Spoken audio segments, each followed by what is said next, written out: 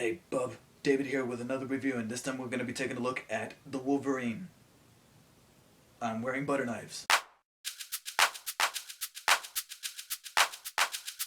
In the Wolverine, Logan of the X-Men is summoned by an old acquaintance from World War II who offers to end his suffering by taking away his immortality in exchange for saving his life all those years ago. Now, I'm going to be brutally honest, I had no idea that this synopsis was taken from an actual comic book story arc of Wolverine prior to the announcement of this movie. So after they announced it, I went back and I didn't exactly read the comic, but I looked into the synopsis because I wanted to avoid spoilers. So I just looked up the main premise of the story. And now after having looked that up, I can honestly say that I really like the story that from the comics as well as for this movie and the direction that they took with it for the movie. They pretty much took Wolverine and took him out of his element, and they put him in this different country, in this different culture with these characters that have different codes of honor, and making him a bit of a fish out of water grants the writers of both the comic and this movie an opportunity to really flesh out his character and give him the ability to grow as a character and to develop him properly. And I'm all for that, except there's a tiny little problem. What I'm about to say may or may not enrage some people, so just bear with me.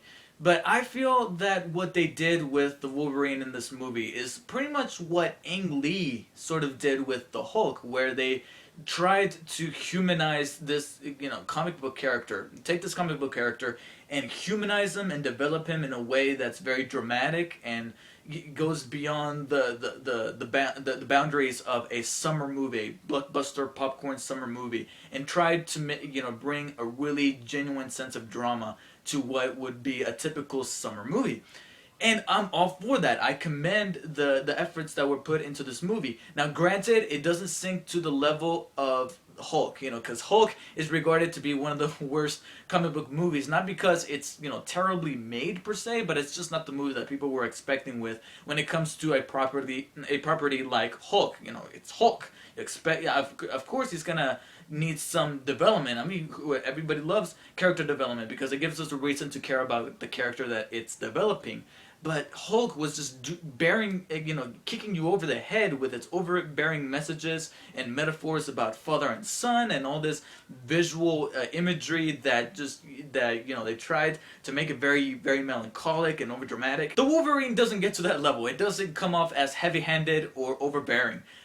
But it does make the movie just a little dull than what it has to be. I'll be honest, besides having a cool intro for Wolverine as well as our supporting character Yukio, after that, it just becomes an exchange of conversations between Wolverine and the characters that he interacts with. Which, treated right, can be great, especially if there's chemistry between these characters, but there were moments where I found myself a little bored. It isn't until at least maybe 45 to 50 minutes into the movie that we finally see one of the best action, in my opinion, the best action sequence in the entire movie, and you see it in the trailer. It's where Wolverine is fighting off these thugs on top of a bullet train. And that sequence, honestly, was really, really, really cool because it was done really well. It was choreographed very well. It was shot very nice. And I like that it wasn't the traditional, conventional action sequence on top of a train, because we've seen that in other comic book movies before, like Spider-Man 2, the fight between Spider-Man and Doc Ock. Here, they could have gone with that route, but I like that it was this nice little game of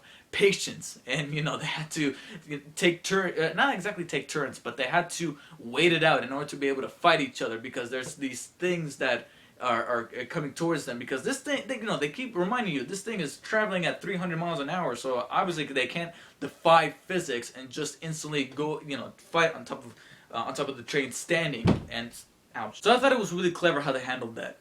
Unfortunately, after this, we spend a good 30 to 40 minutes with Wolverine interacting with this other supporting character named Mariko, who's probably also taken from the comics, it's most likely.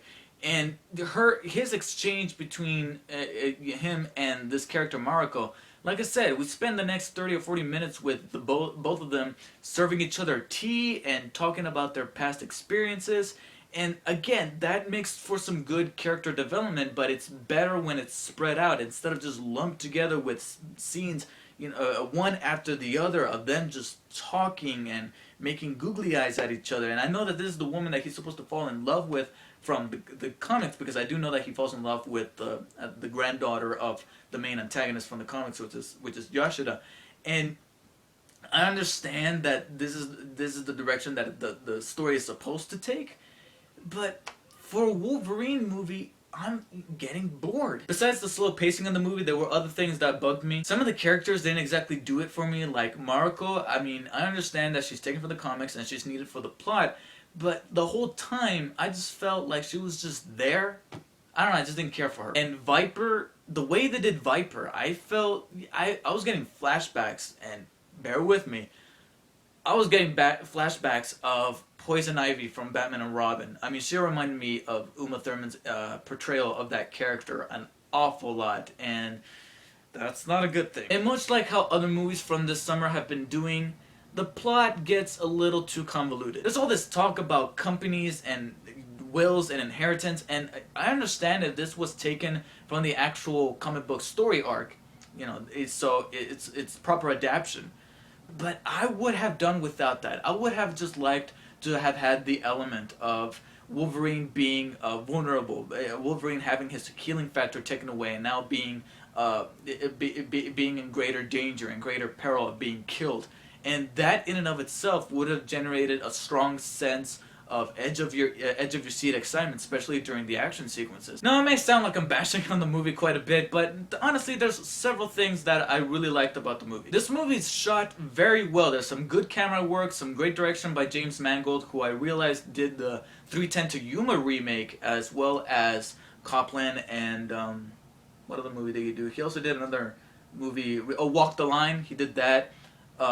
He did Kate and Leopold, in which Hugh Jackman starred. But his camera work is really nice, and the cinematography was great. Hugh Jackman is back and better than ever as Wolverine himself. And the actress who played Yukio, I didn't think I was gonna like her based on the trailers. I'm like, she's, you know, very like, I wanted to meet the Wolverine, and I'm like, I don't know how I feel about this character, but after having seen the movie, I can honestly say that she was actually one of my favorite things about the movie, because I thought she was quite charismatic, and I ended up liking her at the very end. And among that, I really liked her character's chemistry with Wolverine towards the beginning. Wolverine is forced to do something at the beginning. You know, it's mainly played for laughs, but he does something that he didn't want to do, and after he does it, you know, he keeps looking at Yukio, and Yukio's just smiling at him. And I was really hoping for more moments like that throughout the movie, but there aren't that many. But the ones that are there made me feel a genuine sense of chemistry between these two characters, and I really enjoyed seeing that on screen. And again, some of the fight sequences are pretty cool. The one on top of the bullet train is the stand-up for me. And the climax with Silver Samurai looks cool, and there's a nice twist with Silver Samurai that I think fans of the comic will really, really like. And I personally didn't see it coming, so I was kind of caught off guard. And that fight in and of itself looked really, really good, even though it involved a certain character that I just kept looking at this character and thinking to myself, like, okay, whose side are you on? And no Marvel movie, even a Marvel movie that's not part of the official Marvel Cinematic Universe, is complete without an end credit scene. This time it's a mid-credit scene. It's not at the very end, but it's in the middle of the credits, much like with Pacific Rim. And I will say that the end credit scene, despite being a really cool scene and a nice little fan service for the fans of the films, of the X-Men films, I will say that I do have a tiny little complaint about that scene, and that is that I felt like it was a little too long. I felt like maybe if it had cut somewhere in the middle, I don't want to go into detail. I wish I could, but I don't want to go into detail because I don't want to spoil anything. But there's a certain point where I'm like, that would have been a good cutoff point, to just cut to black and leave us wanting more.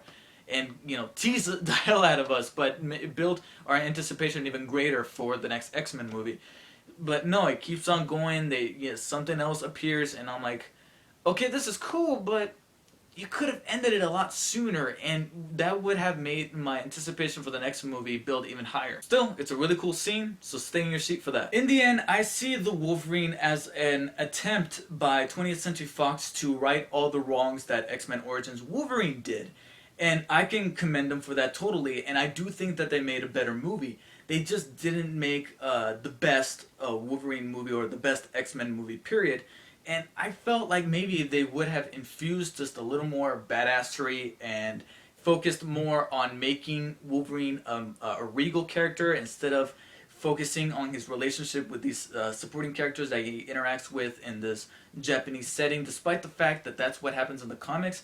Then maybe I would have been a little less bored, or at least figure out a way to edit these scenes apart so that there's at least something to entertain us while Logan has these character realizations and this development with these characters. That because the way that they were compiled together made me feel like I was just watching Wolverine drink tea, talk to these characters, drink some more tea, talk to this character, and drinking more tea. Still, there is an adequate payoff in terms of action sequences as well as some decent chemistry between Yukio and Wolverine. Those elements, along with the good cinematography and camera work and direction by James Mangold, make for not only a good comic book movie, but a good Wolverine movie and a good service to the character of Wolverine. Now, does that mean that we should go on some more solo adventures with Logan? I don't believe so. I was talking with my friend about this, and we both agree that I think it's time for Wolverine to get back with the X-Men and have him interact with those characters instead. And I do know that we're gonna have that next year, but in terms of any more standalone Wolverine movies,